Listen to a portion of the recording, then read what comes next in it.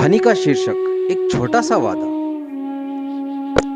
गोकुल की धरती पर जन्मे श्री कृष्ण भगवान की बाल्यकाल की कथाएं केवल शरारत से ही भरी नहीं थी, बल्कि उनमें प्यार और करुणा का भी मिश्रण था। उनके माखन चोरी की कहानियां हर घर में सुनाई जाती थी और उनकी शरारतों में भी एक संदेश हमेशा छुपा रहता था। लो प्रस्तुत करते हैं एक ऐसी कथा जो न केवल बच्चों को कहानी के रूप में सुनाई जा सकती है, बल्कि हृदय को भी छू जाती है।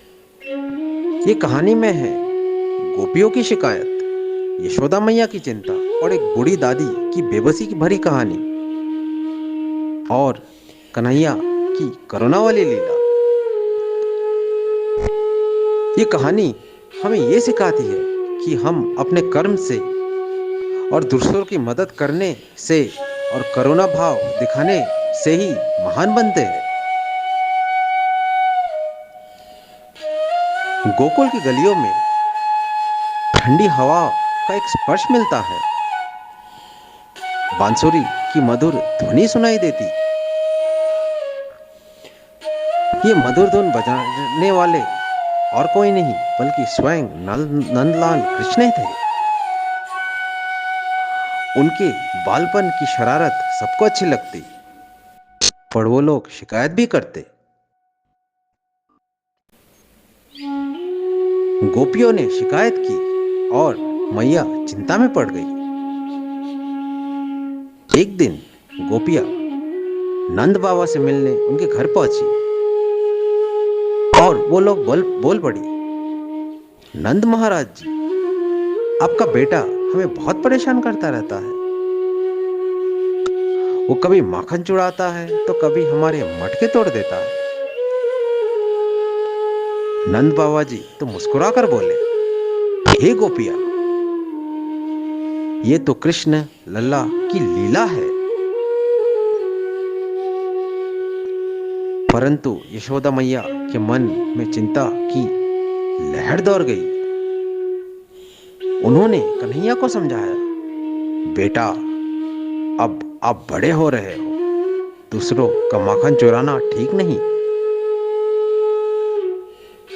कन्हैया मुस्कुराकर जवाब देते हैं, मैया, मैं आज से चोरी नहीं करूंगा।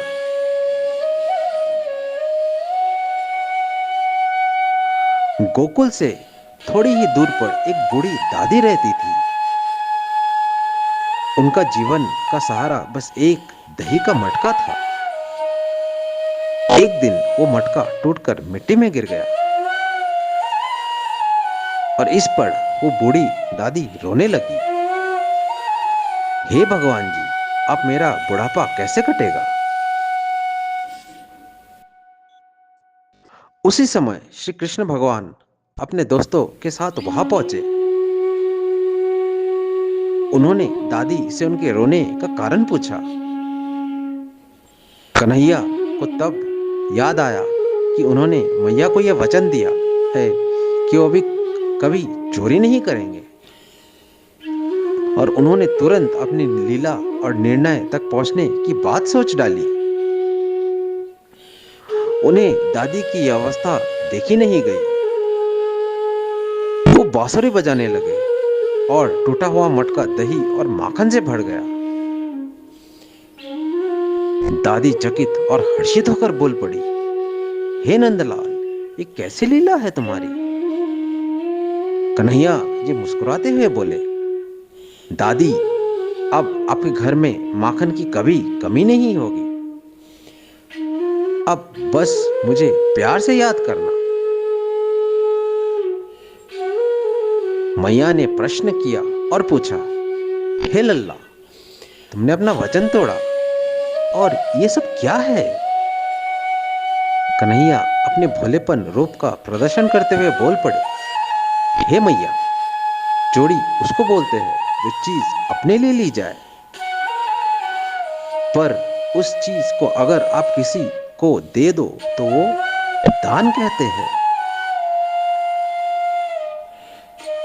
मैया की आंखों से आंसू बहने लगे और उनका हृदय गर्व से ऊंचा हो गया।